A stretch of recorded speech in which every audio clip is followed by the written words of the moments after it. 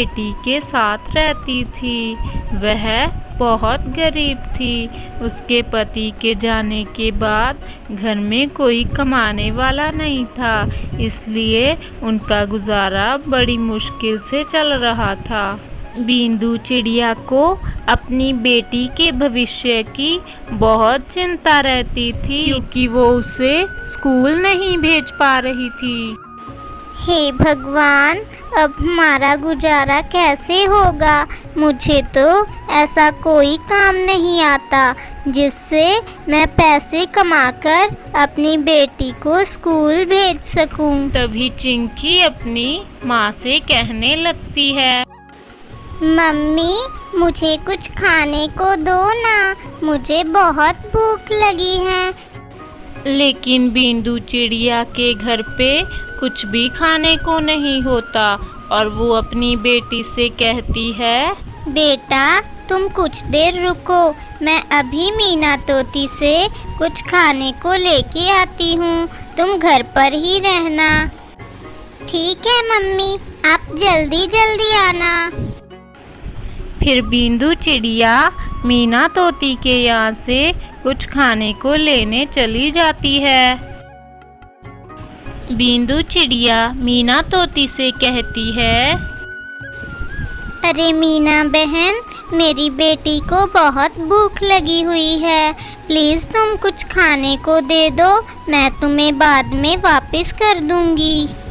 ठीक है बिंदु, आज तो मैं तुम्हें कुछ अनाज दे देती हूँ, लेकिन मेरी मानो तुम कोई काम शुरू कर लो, ऐसे तुम्हें रोज रोज कोई पक्षी खाने को नहीं देगा। ऐसा कहकर मीना तोती बिंदु चिड़िया को कुछ अनाज दे देती है। मीना तोती से अनाज लेकर बिंदु चिड़िया अपने घर आ जाती है। ये लो बेटा, ये तुम खा लो। अनाज को देखते ही चिंकी चिड़िया उस पर टूट पड़ती है और जल्दी जल्दी खाने लगती है। अरे, ऐसे कैसे चलेगा? मुझे कुछ ना कुछ काम तो करना ही पड़ेगा, जिससे मेरा और मेरी बेटी का गुजारा हो सके। तभी वहाँ पर चिंकी चिड़िया आ जाती है और अपनी माँ से कहती है, मम्मी, मेरे पास एक आइडिया है जिससे हम पैसे कमा सकते हैं और इससे हमारा गुजारा बहुत अच्छा चलने लगेगा और मेरी पढ़ाई का भी खर्चा निकल जाएगा। मम्मी, मुझे पानी पूरी की रेसिपी पता है, क्यों ना हम दोनों मिलकर पानी पूरी का ठेला लगाएं।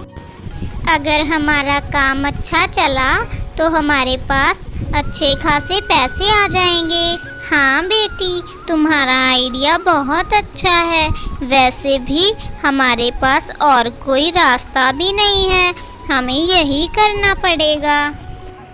और फिर अगले दिन बिंदु चिड़िया मीना तोती के घर से कुछ पैसे उधार लेकर आती है और बाजार से पानी पूरी के लिए सारा सामान खरीद लाती है। ये लो चिंकी बेटा, मैं सारा सामान ले आई, अब तुम मुझे रेसिपी बताओ, हम दोनों मिलकर पानी पूरी बना लेते हैं। हाँ हाँ मम्मी, आप जल्दी से किचन में चलिए, हम दोनों मिलकर बहुत अच्छी पानी पूरी बना लेंगे। और फिर बिंदु चिड़िया और चिंकी चिड़िया दोनों मिलकर पानी पूरी तैयार कर लेती हैं और जंगल में जाकर एक तरफ अपना ठेला लगा लेती हैं। पूरा दिन वो दोनों ऐसे ही खाली बैठी रहती हैं, उनके पास पानी पूरी लेने कोई भी पक्षी नहीं आता। मम्मी, सुबह से शाम हो गई और हमारे ठेले पर कोई भी पानी पूरी खरीदने नहीं आया। अगर ऐसा ही चलता रहा तो हम दोनों बहुत ही घाटे में चले जाएंगे और उधार भी वापस नहीं कर पाएंगे।